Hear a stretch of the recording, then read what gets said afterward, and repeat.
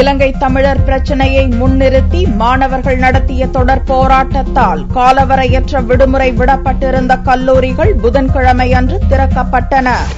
இலங்கையில் இனப்படுகொலை நடத்திய ராஜபக்சே மீது சர்வதேச போர்க்குற்ற விசாரணை நடத்த வேண்டும் என்பது உள்ளிட்ட பல்வேறு கோரிக்கைகளை வலியுறுத்தி தமிழகம் முழுவதும் மாணவர்கள் போராட்டத்தில் குதித்தனர். 2 வார காலத்திற்கும் மேலாக பல்வேறு கட்ட தொடர் போராட்டங்களில் மாணவர்கள் ஈடுபட்டனர். இதனால் கலை மற்றும் பொறியியல் கல்லூரிகளுக்கு கடந்த மார்ச் 15ஆம் தேதி முதல் காலவரையற்ற விடுமுறை விடப்பட்டது.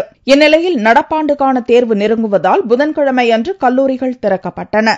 கல்லூரிகள் திறந்தாலும் இலங்கை தமிழர் பிரச்சினைக்கு தீர்வு ஏற்படும் வரை 2 நிமிடங்கள் எங்கிருந்தாலும் மௌனமாக நிற்பது என்று மாணவர்கள் அறிவித்தனர். அதன்படியே மாணவர்கள் புதன்கிழமையன்று மௌன புரட்சியை துவக்கினர். இதனிடையே ஒரு சில மாணவர்கள் தங்கள் எதிர்ப்பை பதிவு செய்யும் வகையில் கருப்பு பட்டை அணிந்து கல்லூரிகளுக்கு வந்தனர். இந்நிலையில் 2 வாரங்களுக்கு பின்னர் கல்வி நிலையங்கள் திறக்கப்பட்டுள்ள நிலையில் விடுமுறை நாட்களில் பாடங்களை நடத்துவது, கல்லூரி நேரத்தை நீட்டிப்பது தொடர்பாக கல்வித்துறை அதிகாரிகள் ஆலோசனை நடத்தி வருகின்றனர். மாணவர்களை தேர்வுக்கு தயாராக்குவதற்கான நடவடிக்கைகளை எடுக்க கல்வித்துறை திட்டமிட்டுள்ளது.